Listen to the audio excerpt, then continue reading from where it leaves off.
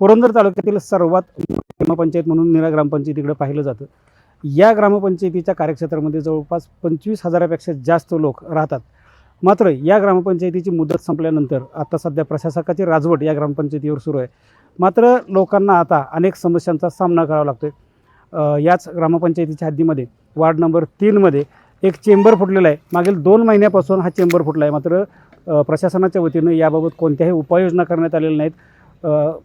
ग्रामपंचायतीमध्ये सध्या लोकनियुक्त प्रतिनिधी नसल्यामुळे प्रशासक कामगार कारभार पाहत आहेत। मात्र हे प्रशासक असतील किंवा ग्रामसेवक असतील, ग्रामविस्तार अधिकारी असतील, हे ग्रामपंचायतीकडे फिरकतच नाहीत आणि केवळ ग्रामपंचायतीच्या कर्मचाऱ्यांवर अवलंबून हा कारभार चालू आहे। आणि त्यामुळेच या ठिकाणी जो 2 महिन्यापूर्वी चेंबर फुटलेला आहे त्याचं काम व्यवस्थित झालेलं नाही। आणि या भागामध्ये जर आपण पाहिलं तर जवळपास साधारण 300-400 मीटरमध्ये पाण्याचा लोट हा दिवसभर वाहत राहतोय आणि ग्रामस्थांना वेगवेगळ्या समस्यांना सामोरे जावं लागतंय। एक गटरीचं पाणी ड्रेनेज फुटले समोर, आम्हाला येता जाता खूप त्रास होतोय। आणि 3 महिने झाले की त्याला पाणी मध्ये काम केलं होतं ड्रेनेजचं, पण ड्रेनेजचं काम काय व्यवस्थित झालेलं नाही आणि पाणी सगळं येतंय जास्त करून आणि मच्छर वगैरे खूप होतात आहेत। आमच्या घरात लहान मुलं आहेत 2, तर येण्या जाणाऱ्या माणसांना पण खूप त्रास होतो त्याच्या गोष्टीचा। प्रशासनाला विनंती आहे की तेवढं आम्हाला आमचं काम व्यवस्थित करून ड्रेनेज व्यवस्थित बसवून द्यावं अशी आमची विनंती आहे प्रशासनाकडे। तुम्ही कोणाकडे तक्रार केली का?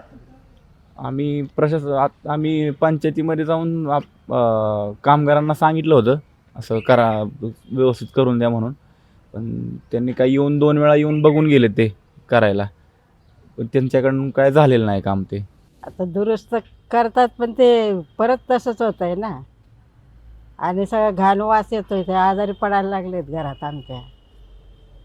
किती दिवसापासून असं पाणी आता हे जातंय? 2 महिने झालं पाणी चाललंय। तुम्ही कोणाकडे तक्रार वगैरे काय केली होती का?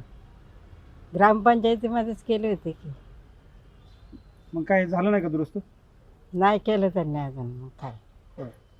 नुसतं येतो म्हणतात आणि येत नाही, परत आहे तसं। आणि किती त्रास होत आहे आम्हाला, ते दारापुढेच आहे ना, सगळं घाण वास येतोय अगदी। किती वेळ पाणी चालू असते? हे तासभर असं दिवसभर आहे आता तर घाण पाणी ते। आणि पाणी आलं का जास्त येतं, पण ते दिवसभर आता घाण चालू आहे। नुसतं आम्हाला उलटी होते, असा त्रास व्हायला लागला त्याच्याने। आणि ते पुढंच आहे ना आमच्या, त्याच्यामुळं जास्त त्रास व्हायला लागला आहे। गटारीतून आलेलं पाणी आहे, त्यामुळे डासांची संख्या वाढते, त्याचबरोबर आजारांचं प्रमाण वाढते आणि वासामुळे या भागातील जे नागरिक आहेत ते हैराण झालेले आहेत। त्यामुळं प्रशासनानं याकडे तातडीनं लक्ष द्यावं आणि या भागातील लोकांना दिलासा द्यावा अशी मागणी आता या भागातील लोकांकडून करण्यात येते।